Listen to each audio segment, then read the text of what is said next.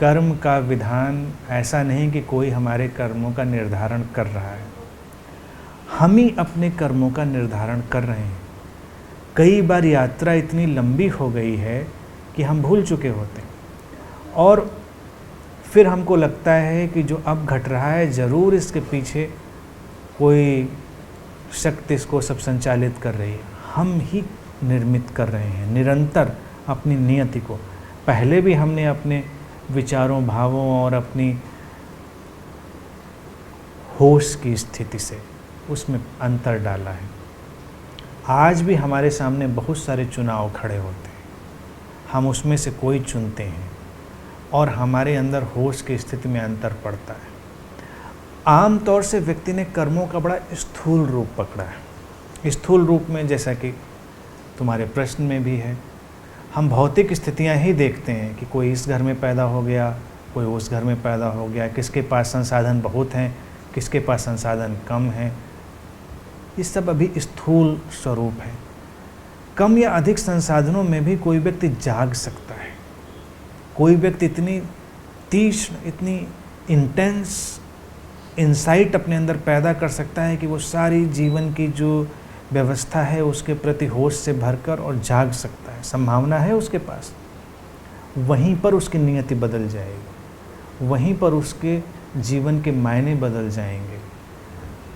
तो जो स्थितियां आज हमारे सामने आई हैं बड़ी स्थूल नहीं हैं, आई हैं जो उनके पीछे भी हमारा कुछ न कुछ चुनाव और हमारी कुछ न कुछ वैचारिक और भावनात्मक अवस्थाएं अपना काम करती रही हैं। लेकिन हम आज भी अंतर डाल सकते हैं इस क्षण में भी, और उसका चुनाव हमारे हाथ में। अगर हम उसमें जागें तो नियति के सारे जो बंधन हैं वो खुलने लगेंगे।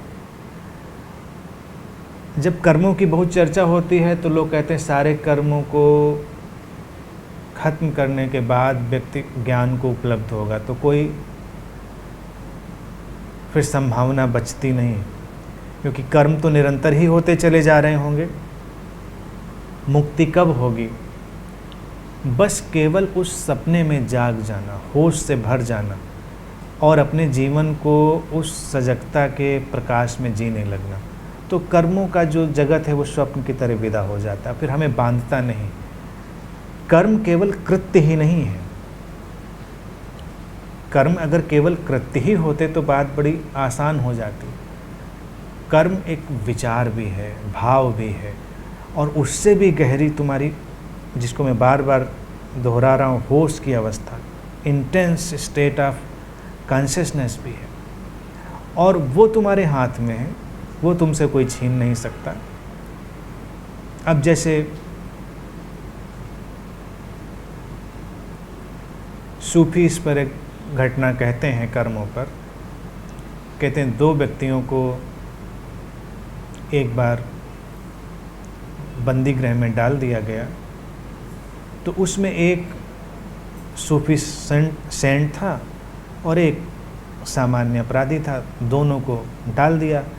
अब कौन इतना सोचता विचारता है, कानून तो सबको एक निगाह से देखता है, कुछ ऐसे घटनाक्रम रहा होगा। दोनों अपने जेल के सींचों के पास खड़े हैं, आसमान रात का तारों से भरा हुआ है। तो जो सूफी है वो खड़ा हुआ है और आसमान को निहार रहा है, धीरे धीरे अपने आनंद में और मस्ती में डूबता चला जा रहा है। और जो दूसरा व्यक्ति है वो अपनी उसी कोठरी के अंधेरे, उन्हीं सीखचों की ठंडेपन, इन सब में घिरा हुआ, लगातार विषाद से भरा हुआ। तो सूफी कहते हैं कि यहाँ पर दोनों व्यक्ति एक ही जगह होते हुए भी अपनी नियति का निर्माण कर रहे हैं। जो अपने दुख के ठंडेपन में डूबा है, अपनी कैद के दुख से बाहर नहीं निकल पा रहा है, उसकी नियति अब इस क्षण से कहीं और जाएगी। और जो व्यक्ति वहाँ पर खड़े होकर भी आसमान के विस्तार का आनंद ले पा रहा है, जीवन के इस पहलू को भी देख पा रहा है, उसकी नियति कुछ अलग ढंग से जाएगी। बाहर से देखने में वो कुछ कर ही नहीं रहे, दोनों वहीं के वहीं।